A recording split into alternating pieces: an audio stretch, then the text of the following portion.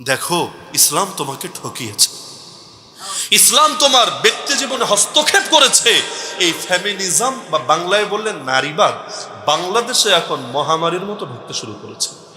ওই সিলেট দিয়ে আর কতটুকু বন্যা ঢুকছে, খুলনা দিয়ে বা অন্যান্য উপকূলীয় এলাকা দিয়ে আর কতটুকু পানি ঢুকেছে, এর চাইতে কয়েক গুণ বেশি বাংলাদেশে ফ্যামিনিজম বা নারীবাদ ঢুকেছে। এমন কি বড় দুঃখের কথা, অনেক বোরকাওয়ালি, হিজাবওয়ালি, নেকাবওয়ালিও ইতিমধ্যে নিজেদের অজান্তে ইসলামিক ফেমিনিস্ট বা মুসলিম নারীবাদী হয়ে গিয়েছে। ইসলাম আর কুফুর কখনো দুটোকে মিলানো সম্ভব?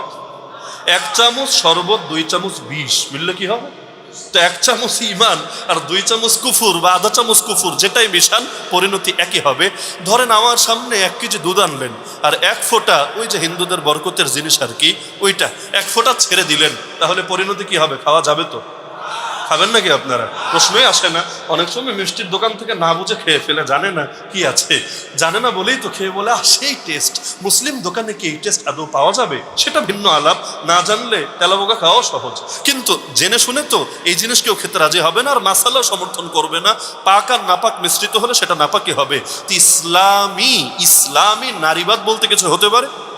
নাউযুবিল্লাহি মিন যালিক।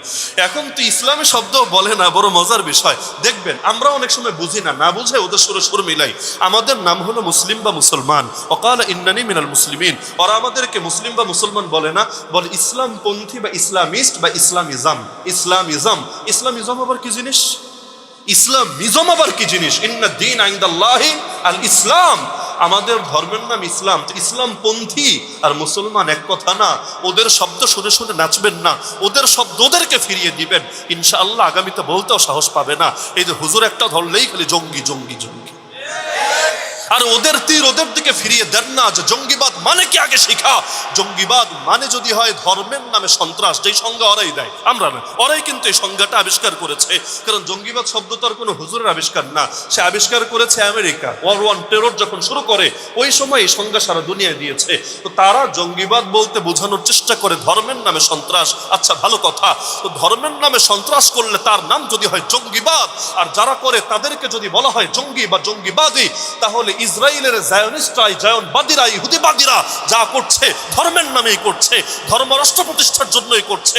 ওরা নাস্তিকতা প্রতিষ্ঠা করতে চায়, এ কথা কোনোদিনও বলে নাই। ওরা সেকুলার রাষ্ট্র প্রতিষ্ঠা করতে চায়, এ কথা কোনোদিনও বলে নাই। ওরা বলেছে দাজ্জালি রাষ্ট্র বানাতে চায়, ওরা বলেছে ইহুদি রাষ্ট্র বানাতে চায়। তো ধর্মের নামে মানুষ মানলেই যদি জঙ্গি বলা হয়, ইসরায়েলের এই জায়নিস্টদেরকে জঙ্গি বলা হবে না কেন?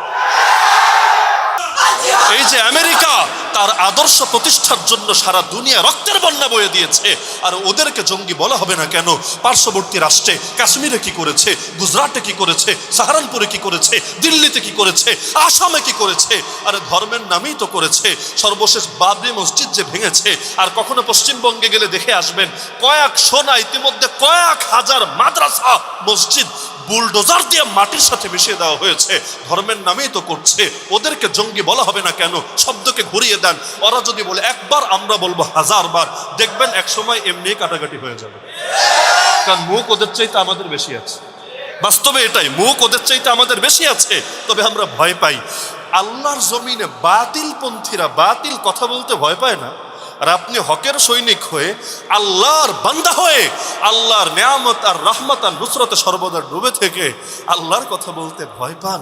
এর চাইতে বড় আত্মিক ব্যাধি কি হতে পারে? এই ব্যাধি যদি দূর করতে না পারেন, ইসলাম হবে না কোনোদিন। আল্লাহ বলেছেন তাখশাউনান নাস, বান্দা আল্লাহকে ডরাস, মানুষকে ডরাস। কেমন কথা? মানুষকে ভয় পাবি না। আল্লাহু আহাক্কু আন তাখশা, আল্লাহ এর উপযুক্ত যে আল্লাহরে তোরা ভয় করবি। তাহলে এই যে ফিতনাগুলো ঢুকাচ্ছে, আবার বাকি যতগুলো ফিতনা আছে বাংলাদেশে এখন এক এক দিন এক এক ফিতনা আসে। মানে কোনটা রেখে যে কোনটাকে দমাবেন ওরাও বুঝেছে। ওই মেশিন গানের গুলি আর যে এমনি যদি বন্দুক দিয়ে একটা দুটো মারি কাজ হবে না, এদিকে মারলে ওদিকে দৌড় দিবে, ওদিকে মারলে এদিকে দৌড় দিবে, এগুলোকে আটকানো যাবে না। মেশিন গান নিয়ে নেমেছে, কয়টা ঠেকাবি রে? একটা ঠেকালে আর 10টা গিয়ে আঘাত করবে তোর গায়ে। দেখেন বেশি লাগবে না, গত 5 বছর বা গত 3 বছরের চিত্রগুলোই দেখেন। আলেমরা একটা ফিতনার মোকাবেলা করে থামতে পারে নাই, এর আগে নতুন 10টা ফিতনা মাথা চাড়া দিয়েছে।